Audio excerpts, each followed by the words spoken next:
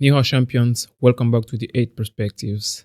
And finally, we are at the end of this AFCON 2025.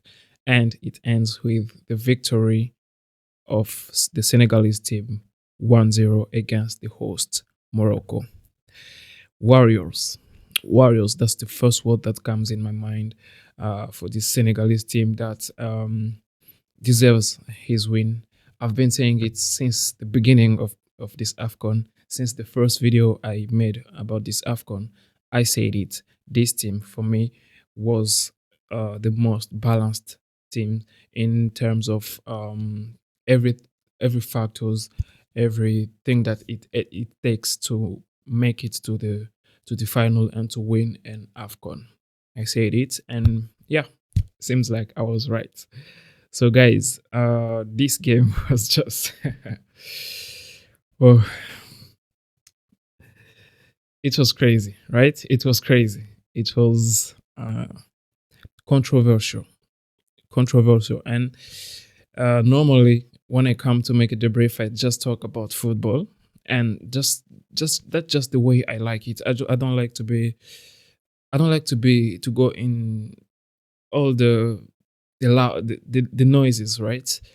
I just don't swing that way.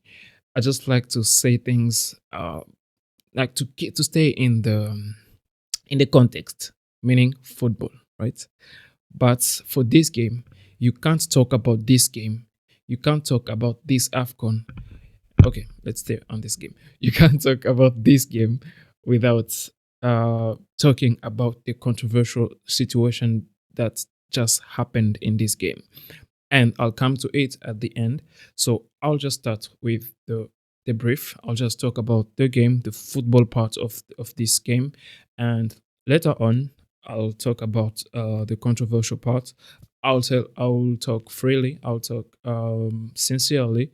I'll express my point of view. Everyone has the right to have his point of view, his perspective on the matter. I respect that, and you have to respect mine, right?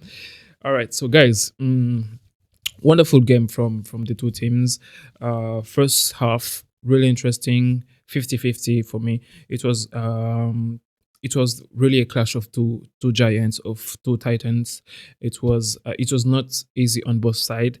uh all of them tried things, all of them came with intentions, and we had really we had really things to see, like really interesting things, and that comes with very courageous teams, very courageous players that was courageous enough to come and play the football, because we've been deploring in this AFCON, we've been saying, we've been complaining about the fact that most teams, even at a high stage of this AFCON, semi-finals, quarterfinals, and you still watch games that are, if I can say, boring. But these two teams, they came and they played football, and I love that, because I even watched the bronze final yesterday. It was boring. It was boring, right? And even the quarterfinals, most games were boring because some teams just come and they don't want to play football, and it hurts me.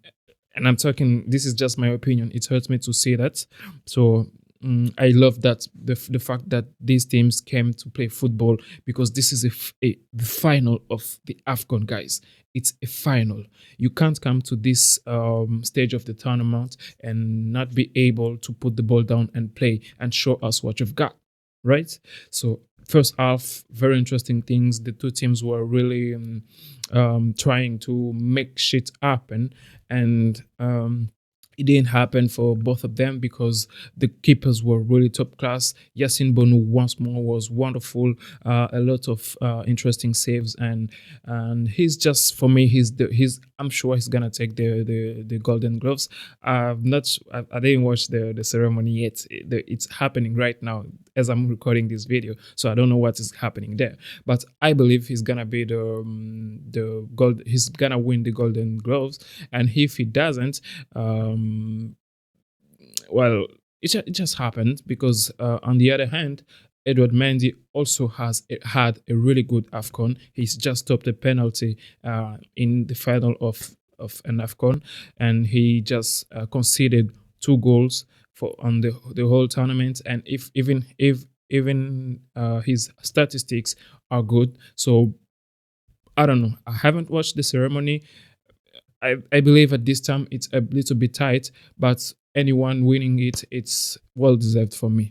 So yeah, the really top class players. I'm talking the goalkeepers. I'm sorry, really top class goalkeepers in this game. They were present. They answered present to this rendezvous, and that was really beautiful to see. Um, Also, I can say maybe the strikers were not really good. Nicholas Jackson, not really much. He didn't do any like many things. Like he was not really interesting. Some other players tried. Yassine Bonu also stops a lot of shots from the strikers of the Senegalese team, and same goes for Edward Mendy, who also was present every time he needed to be, and that's just a really key factor when you come to this stage of the tournament. And moving to the tournament for the second half, that's when things started to happen, and what you could say that the Moroccan team just came in better. They came in with better intentions, because the second half, from the beginning of the second half, maybe up to the to like 20, 25, 30 minutes, the Moroccan team was dominating the game. They were all over the place. They were just shooting from everywhere, shooting inside, and that was just I don't know. Maybe I was telling myself maybe this is what the Senegalese team want to do. Maybe they just want to play on the physicality. Maybe they just want to let them play the ball and observe and wait for the right time to counter, and maybe take advantage of the tiredness, because the Moroccan team kept on coming at them, and that takes a lot of energy. And I don't know, maybe that was the plan, and yeah, but then that's when things happened, and first controversial is the goal disallowed for Senegal. So when it happened, like just my eyes, my human eyes, just I'm human, right? From what I saw, there were no foul. It was a fair fight. Ashraf Hakimi tried to maintain to contain the it was a defender. He tried to contain the defender, and the defender just tried to avoid his hand, and Ashraf Hakimi fell down on that. For me, it was no foul. There was no foul, and just like I said, that's just my eyes, right? But the referee's eyes seems like he saw a foul. I don't know why, but for me, he should have at least checked the VAR and confirm whether there is a foul or not, because it's a final of the AFCON. You know the stakes. It's a very important game. You can't take such a decision, such an impacting decision in such a game on just I don't know perspective. Just like I was saying, I'm human. So is the referee. So he might also be wrong. So I believe he should have gone and check from the VAR. And at that time, I was like, okay, the Senegalese team, they just said, okay, I even saw Idrissa Gana Gueye telling the referee, like, God sees. All right. So the game goes on, and then comes the penalty allowed for Morocco. You know, guys, to be honest, for me, there is penalty every day with my eyes once more. There is penalty. That's a penalty. That's a foul. The penalty is a penalty. Foul. No discussion for me. Even just by the sight, you just see that no need to go to the VAR. I saw it was a foul. We go to the VAR, confirmed. It was a foul. No discussion about it. The problem is now, he didn't see the penalty first. He had to check the VAR, meaning the VAR was working. Now my question is, Why didn't he go to check the VAR for the first goal disallowed for Senegal? That's the controversial, because I don't know what people think, but I don't think there is no penalty. There is a penalty. So for me, at that time the game is 1-0, and then Morocco gets a penalty and probably score it, or just like Brahim Diaz missed it, then it remains 1-0. That's the scenario for me. But he didn't check, and that created what it created. And it it makes sense. I mean, let's just not stay in I don't know, um let's not make it what it's not. Let's not mix things now. Let's stay in football. There was a foul. There is or there is not a foul on Hakimi. Check it. There is a penalty or there is not penalty on Brahim Diaz. Check it, which you did. And good, that was good. But why didn't he check the penalty for Hakimi? That's just, I mean, the foul for Hakimi. That's just the controversial. That's just the way I see it. And yep, that's it for me, guys. What can I add? What I can add is that it's the end of a really good tournament. We had a lot of games. We had a lot of fun. We appreciated everything. The organizations was incredible. The infrastructures was incredible, because um I think it's important um to recognize what's good, like give to Caesar what belongs to Caesar, right? Uh, the organization was incredible. The infrastructures were incredible, and that's a good thing for the African continent. Just like I was saying in the first video I made about this Afcon, we should sh- use this stage to showcase African talents, African pride, and that this Moroccan management, this project they've been they had going on, the team itself, the organization of the event.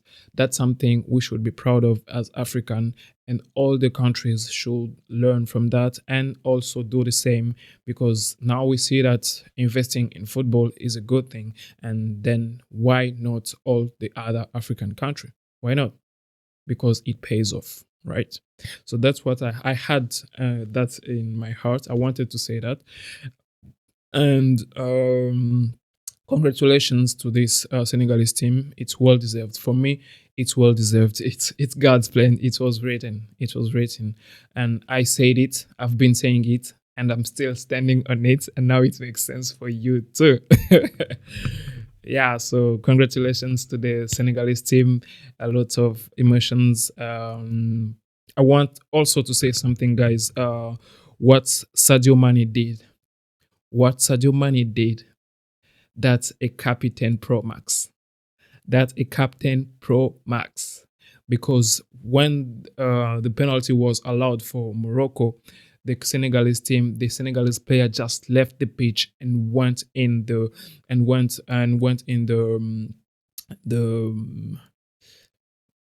how they call it in English again.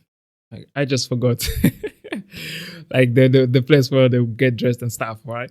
We'll check the word later. They went there and they just said no because it was too much. And I understand it's a lot of emotions, it's a lot of frustration, and it makes sense. And yeah, I don't know if it was good, but it worked. It worked out for them. And then Sadio Mane came in as a captain and called up the boys, told them to come and face it like the men they are, and face it with honor and dignity, which they did, and they were rewarded because Brahim Diaz missed the penalty, and that just changed the whole thing. It just changed the whole vibe of the game. Like everything was just turned around. Like it was a different game from there, and I just believe that from that's a turning point for the Senegalese team, because when that happens to you, when you have the chance to come back from that, you don't lose. You can't lose. It's impossible. And I saw it in their eyes. I know these guys are gonna win this. And from the other side, the Moroccan side, you just saw that they were no longer not the emotion, the energy was just already low. The mental part was no longer there, so they just lost it. Yeah, to be simple, like to make it simple, they just lost it. And you could see it from, I remember in the extra time there were a time where the defender, El Yamak, I believe it is, having the ball and looking for a midfielder to come take the ball and move it, because they had no time. They needed to move it fast, but there were no midfielders to come and take the ball. And he came back, passed the ball to Yasin Bono, and shouting at his players like, "What the fuck are you doing, guys?" And that just sums it up, guys. No more emotion, like no more energy. They were just mentally finished. Like, what after that penalty, that was the turning point, and that's when everything was lost for them. So sad for them. They fought well, a good team, young players. They learned. This is their first final, I believe. From like, it's been a long time. I think the last time they reached a final was in 2020, in 2004. Yep, 2004. And now they have a young team. They have talented players. So I believe they have a bright future. They just learned, this Senegalese team have been here. They have been here. They have players who have won this AFCON. They have players who have lost this AFCON on finals, so they know the pain. So they've been through this, and now they win it. It's a reward for them, for their consistency, for their because they kept fighting. And now this young Moroccan team has to learn from this, and next time do better. So that's what I had to say. For all the other noises around this AFCON and this game, I don't want to go too much about it. I'm just the guy who will stay on the football part. And yep, I hope you enjoyed my video during this AFCON. I'll have other videos for the football leagues, La Liga, Premier League, and all stuff. And up until then, I'll tell you to take care of yourselves, and I'll catch you in the next video. Ciao.